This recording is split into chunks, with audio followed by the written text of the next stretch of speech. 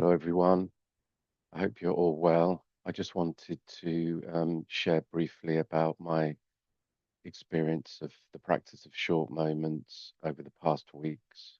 Um, as you can see, I'm in a different location. I'm currently traveling around the UK, staying at various friends' houses, and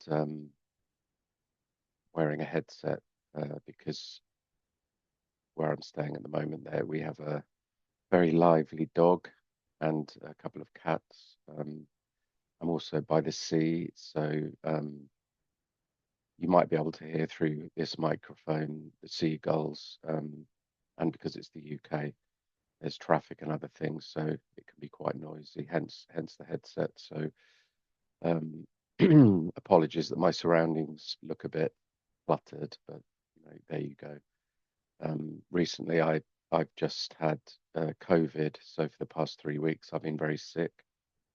Um, and one of the amazing things about the practice of short moments is, of course, you implement it throughout your everyday life when things aren't so challenging as having quite a debilitating illness, for example. So, in practicing short moments throughout the day, what happens is that when you are in a circumstance where you get sick or when unwanted circumstances occur, like um, injury or sickness to a loved one, um, which has happened to one of the participants recently.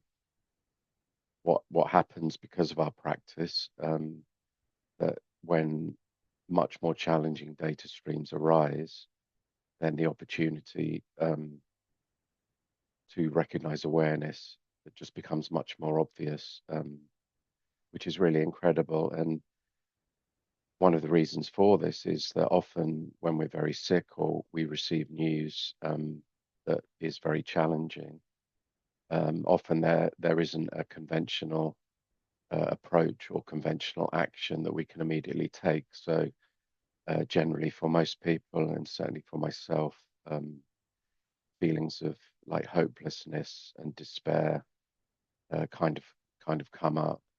And so when we're not able to take conventional action, if we haven't been introduced to open intelligence, then often, we're at the mercy of of hope and fear and despair, and all of the data around that. But with this practice, and definitely if you've been practicing when things are less challenging, then what happens is that open intelligence awareness arises in these very extreme data streams. When I started the teaching, Rinpoche would refer to open intelligence and awareness as pure space or basic space. Uh, I can realize now, I think my voice is starting to go because of being sick for the last 2 weeks. This is pretty much the first day I've been able to actually speak relatively normally. So hopefully my voice will last until the end of the video. But when things are very challenging and we're somewhat experienced in the practice of short moments, then because there is no recourse to conventional means, then you could say we're almost forced to practice short moments. So, in my particular case, with being very sick, physically weak, not able really to do anything other than lie down, um, with all of the symptoms, sore throat, the fever, the aching body, it was just so perfect to empower these experiences by utilizing them to recognize awareness. And so, in doing so, there's an immediate connection to pure space, to awareness, which is completely open, relaxed, um, and always available, which makes a period of prolonged sickness and all of the symptoms around that much more bearable. And one of the key things about this practice is that we're really no longer a slave to all of the thoughts that go round and around about our circumstance. I know for sure before this practice, if I was sick or if I'd received some, bad news about a relative that was sick or had been injured, then I would be completely at the mercy of a relentless tsunami of thinking. You know, why has this happened? Poor me. What can I do? Oh, I can't do anything. I'm so unfortunate. Why has this happened to my relative? Um, you know, and then perhaps memories about other certain circumstances in our lives.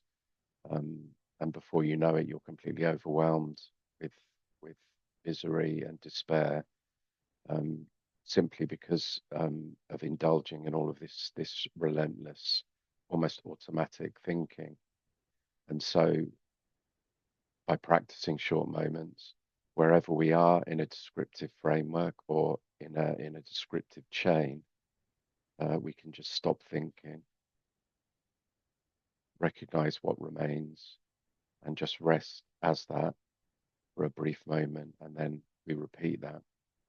And especially in terms of feeling helpless or overwhelmed, then this practice enables us to continue to act, to make decisions, because we're not at the mercy of the really limited by the thinking around um, all of the problems, so to speak.